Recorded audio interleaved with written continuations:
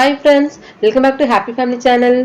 நம்ம happy family சேனல்ல நாளைக்கு செவ்வாய்க்கிழமை ஒரு வழிபாட்டு முறையை பத்தி தான் நான் இப்ப சொல்ல போறேன். நாளைக்கு வந்து பிரதோஷ வழிபாடு எல்லாருக்குமே தெரிஞ்சுக்கும். பிரதோஷ வழிபாடு வந்து எவ்வளவு சக்தி வாய்ந்ததுன்னு.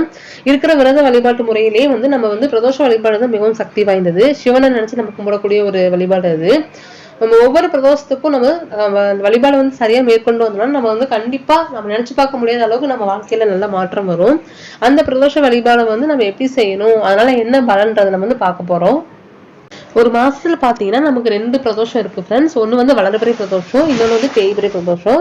2 பிரதோஷத்துக்குமே நம்ம வந்து விரதம் இருக்கலாம், ரொம்பவுமே சிறப்பு தான்.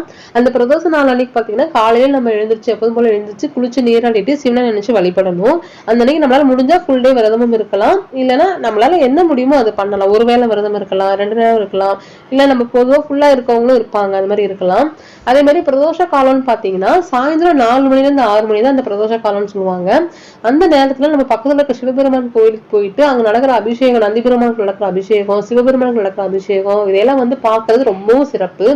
இல்ல நம்மளால கோயிலுக்கு போக முடியல அப்படிங்கும் போது நம்ம வீட்லயே உட்கார்ந்து நம்ம 108 முறை நமச்சிவாய போற்றி சிவபுராணம் முடிஞ்சா பாடலாம். இல்ல நமக்கு எதுவும் தெரியலனாலும் அதை பத்தி கவலையே பட வேண்டாங்க. ஓம் நமச்சிவாயா ஓம் நமச்சிவாயான்னு சொல்லி ஒரு 108 முறை சொல்றதே வந்து மிகவும் சிறப்பு.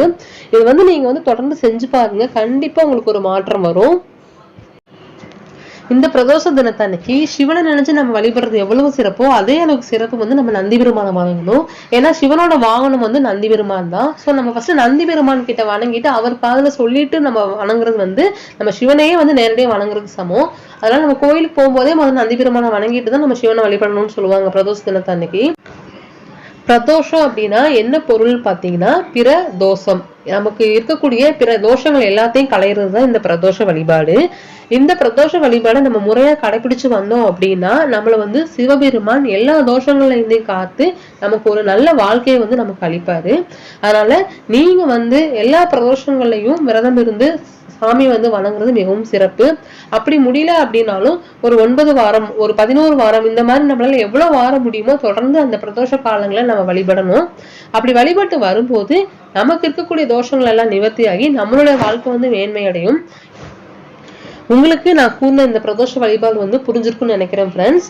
உங்களுக்கு இதே மாதிரி நிறைய ஆன்மீக தகவல், தாந்திரிக பரிகாரங்கள் வேணும்ன்றா எங்களோட சேனலை நீங்க சப்ஸ்கிரைப் பண்ணுங்க, லைக் பண்ணுங்க, ஷேர் பண்ணுங்க.